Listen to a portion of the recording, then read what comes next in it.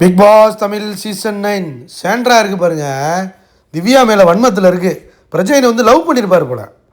அந்த ஆள் லவ் பண்ணவே இல்லை, இதுவே நினச்சிக்கிச்சு லவ் பண்ணிட்டாருன்னு.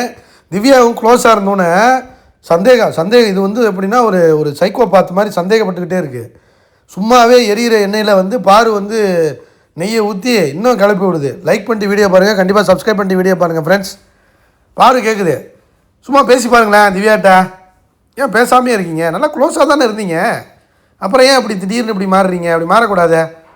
உனக்கு தெரியுமா, நான் இன்றைக்கி அவ்வளோ வேதனையில் இருக்கேன். என் புருஷன் போயிட்டான வேதனையில் இருந்துக்கிட்டு இருக்கேன். உங்கள் ட்ரெஸ்ஸெல்லாம் எடுக்கிறீங்களா? நான் ட்ரெஸ்ஸு வைக்க போகிறேன்னு என்கிட்ட வந்து கேட்டா எவ்வளோ கடுப்பு வரும். அக்கா ட்ரெஸ்ஸெல்லாம் எடுக்கா, நான் வைக்க போகிறேன், வச்சுக்கிறேன் அப்படின்னு சொல்லிவிட்டு என்னை வெறுப்பேற்றுனேன். அதான் முடிச்சு திட்டி விட்டேன். அன்றைக்கி கார் துப்பி விட்டேன் அப்படிங்குது சாண்ட்ரா. நானே வச்சுக்கிறேன்னு சொல்லிட்டு என்ன நாடகம் போடுற நீ? அப்புறம் அதாவது ஒரு ஃப்ரெண்ட்ஷிப்னா எப்படி இருக்கணும்? ஆக்ஷனில் காட்டணும். பேச்சில் வந்து நான் ஃப்ரெண்டு அக்கா பிரச்சனைண்ணா நொண்ணாலாம் பேசக்கூடாது. ஆக்ஷனில் காட்டணும். அந்த மாதிரி காட்டினால விஜய் சேதுபதி கேட்குறாரு.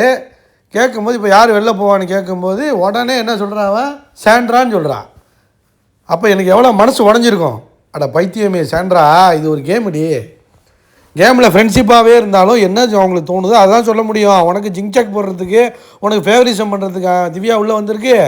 இதை ஒரு சின்ன விஷயத்தை கூட புரிஞ்சிக்க முடியாமல் இதெல்லாம் பிக் பாஸ்க்குள்ளே வந்து உட்காந்துருக்குங்க சாண்ட்ரா. திவ்யா கேம் ஆடுது. திவ்யா என்னென்னா காலி பண்ண பார்த்துச்சு. ஆனால் பிரச்சனை போவார்னு அதுவே எதிர்பார்க்கல.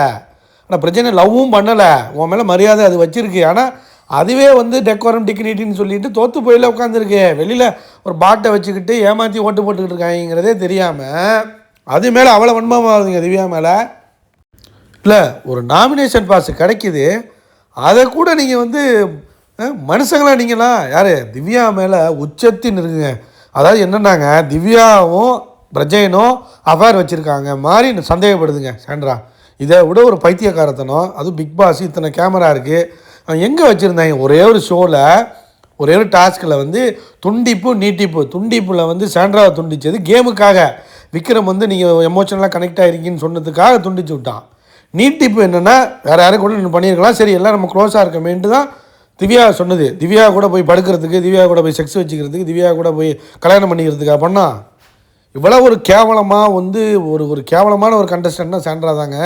இவ்வளோ கேமரா முன்னாடி வந்து லவ் பண்ணிட்டாங்க, அஃபேர் வச்சுருக்காங்க மாதிரி நினைக்கிறதெல்லாம் வந்து சுத்த பைத்தியக்காரத்தனம். அதுவும் துரோகம் பண்ணிட்டாங்க மாதிரி நினச்சிக்கிட்டு இதெல்லாம் வந்து எப்படிங்க ஏற்றுக்க முடியும்? கேவலமாக இருக்குது. பாரு வந்து நல்லா கேட்குது, நீ என்ன சொல்கிறேன்னு கேட்டு ட்ரிகர் பண்ணி விடுது. லைக் பண்ணி வீடியோ பாருங்கள், கண்டிப்பாக கமெண்ட் பண்ணுங்கள் இதை பற்றி.